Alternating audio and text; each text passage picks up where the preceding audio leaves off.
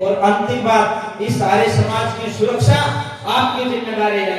बहुत लोग प्लानिंग के साथ ही सारे समाज को कैप्चर करने के लिए लगे हुए हैं। हम लोग तो कफन सिर पर बांध करके चले हुए हैं। जिंदगी आज खत्म होती है, अब खत्म हो जाए, एक सेकंड नहीं जीना है, परंतु इस सारे समाज को सुरक्षित रखना ये हम सबकी नैतिक जिम्मेदारी है। पर जो बैकडोर से आर्य समाज के अंदर आए हैं, जो आर्य समाज के सिद्धांत को जानते हैं, न उनकी मान्यताओं को जानते हैं, न वो आर्य समाज को जानते हैं, न उनका विश्वास भी सिद्धांत के ऊपर है, यदि वो षड्यंत्र के तहत सिर्फ आर्य समाज की प्रॉपर्टी को हड़प करना चाहते हैं, उनको दरकिनार करने का काम करेंगे।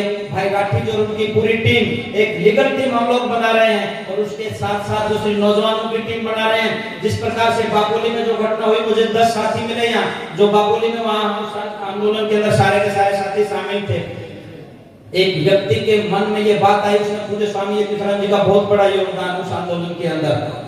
लगभग 150 करोड़ रुपए की प्रॉपर्टी प्रधान जी के दिमाग में भीतर घुस गया कि आर्य समाज के 8-10 लोग आते हैं, इनको जूत मारो, बाहर भगा दो, इसके ऊपर बस स्टैंड बनवाएंगे, 150 नई दुकानें निकलेंगी, एक दुकान की पगड़ी 20 लाख होगी, 30 करोड़ 40 करोड़ रुपए की प्रॉपर्टी तेरी जेब में, बाकी को सरकार को सौंप देंगे। जब प्लानिंग हुई, आर्य समाज के कार्यकर्ताओं के ऊपर चाकू छुरियां चलाई गई, लाठियां मारी गई। 5 दिन तक हमारे 3 साथी जो है जिंदगी और मौत से लड़ते रहे हॉस्पिटल के अंदर।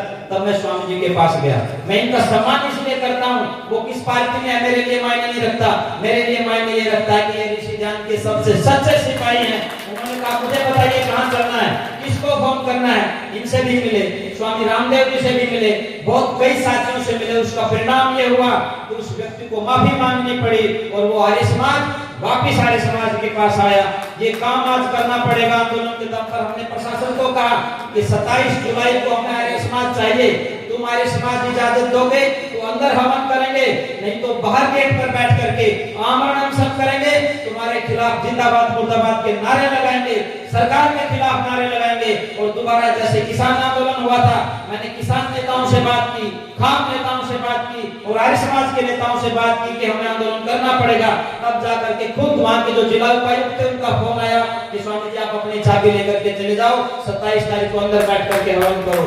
दोबारा से जिन हमारी सब जगह पर नजरें, राठी साहब वैसे ही साधारण व्यक्ति दिखते हैं, इन्होंने लिस्ट बना ली है। मैंने कहा था इनको मुजफ्फरनगर से बाहर लेकर के जाएंगे, पहले पूरा उत्तर प्रदेश और फिर पूरा देश। इसके माध्यम से हमें कोई राजनीति नहीं करनी, कोई किसी ग्रुप का आदमी, आर्य समाज का कार्यकर्ता कहीं भी बैठता है वो हमारे लिए सम्माननीय है, हम उसको नमन करते हैं। लेकिन जो आर्य समाज से बाहर के षड्यंत्र के तहत जो आर्य समाज की प्रॉपर्टी को छीनना चाहते हैं, दूसरी प्रॉपर्टी हमने गुरुकुल इंद्रप्रस्थ में 500 करोड़ रुपए की प्रॉपर्टी हम लोगों ने छुड़वाई।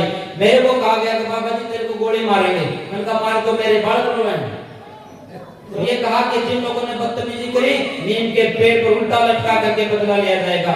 6 महीने हम उस आंदोलन में लगे और आर्य समाज के साथियों की बदौलत 500 करोड़ रुपए की प्रॉपर्टी सारे साथियों ने छुड़ा करके वापस गुरुकुल को देने का काम किया। अब यही काम करेंगे। कथाएं वेद की बहुत होगी, अब मैं तो इसी काम में लगूंगा। हमारे जो और प्रचारक हम कथाएं करेंगे, आर्य समाज की सुरक्षा प्राथमिक होनी चाहिए। किसी को बुरी लगेगी 200 बार लगो ना, सिर्फ आर्य समाज हमारी प्राथमिकता है, ऋषि ध्यान हमारी प्राथमिकता है। और ऐसे गांव में आता ना चौकीदार जागते रहो, ये कहने के लिए मैं भी आपके बीच में आता हूँ। बहुत बहुत धन्यवाद।